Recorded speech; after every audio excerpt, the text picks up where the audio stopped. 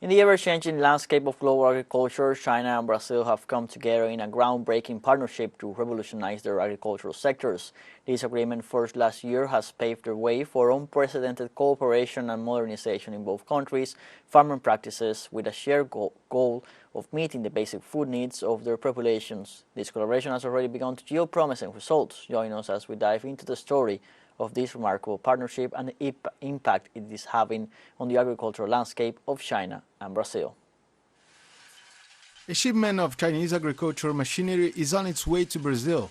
Equipment such as micro-tractors, brush cutters, seeders and planters will be headed to family-run farms in Ceará, Maranhão, Paraíba and Rio Grande do Norte, including settlements of the landless rural workers movement, also known as the MST. This is the result of an agreement signed in 2022 by the Northeast Consortium in Brazil, Baobab, the China Agricultural University, and China's Agricultural Machinery Manufacturers Association. The Brazil-China Agricultural Machinery Demonstration Unit will be installed in the municipality of Apodi, which will be used to test and study the use of the machinery on northeastern soil. The northeast region of Brazil only has less than 3% mechanization rate. Nationally, this level don't reach 14%, and in the southern region, family farming mechanization levels are close to 50%. So this partnership will enable us to advance in the technology of family farming in the northeast, which represents 50% of the total family farming in Brazil. There are many similarities between family farming in Brazil and small-scale farming in China. There are also many opportunities for cooperation in the field of agricultural mechanization and agricultural modernization.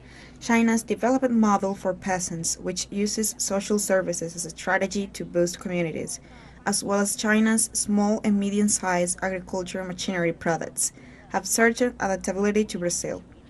China has many mountainous areas.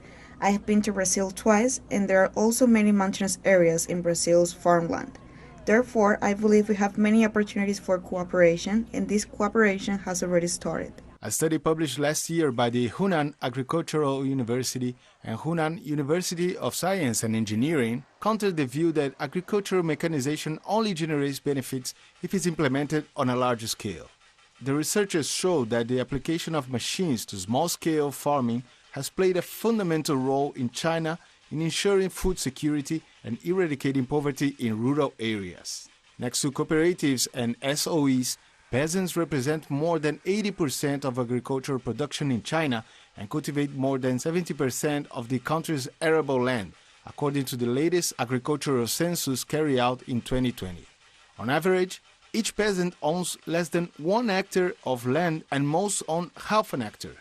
In 1959, as part of the Great Leap Forward development campaign, leader Mao Zedong asserted that the fundamental way out of agriculture lay in mechanization.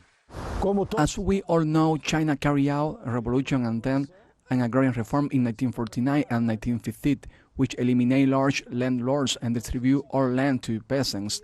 Based on this agrarian structure of small production units, China gradually industrialized its economy by producing machines for this type of peasant.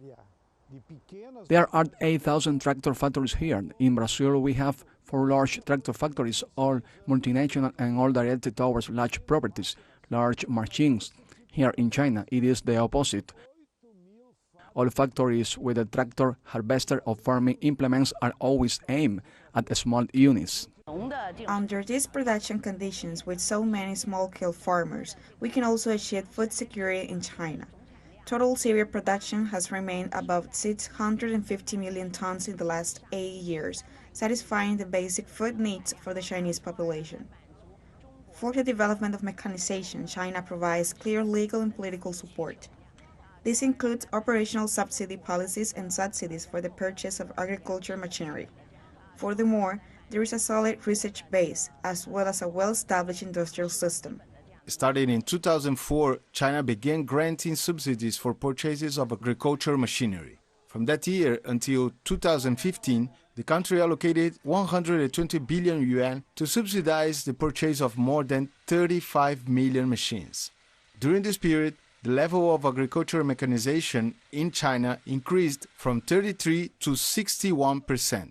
Currently, the figure has reached 73%. After the policy began, the government made adjustments to the system and began to directly subsidize farmers and no longer companies or financial institutions. If subsided funds were allocated directly to businesses, there would be the possibility of profit-seeking between businesses and government departments. However, by advocating full payment for machinery purchases, subsided funds are given directly to farmers, allowing them to truly benefit from the national policy. The 3 shipments of machines are scheduled to arrive in Brazil between November and December. The inauguration of the demonstration unit in Apodi, as well as the start of use of the machinery in other areas, should take place in February next year. In addition to the importance of mechanization, there is another fundamental component that this partnership will enable. It is an exchange of knowledge and an exchange of knowledge in relation to public policies. China has recently been a reference when it comes to the process of ensuring that public policies reach community. So this approach will enable us to increasingly learn from the Chinese, and the Chinese will also learn from the Brazilian experience with regard to strengthening family farming.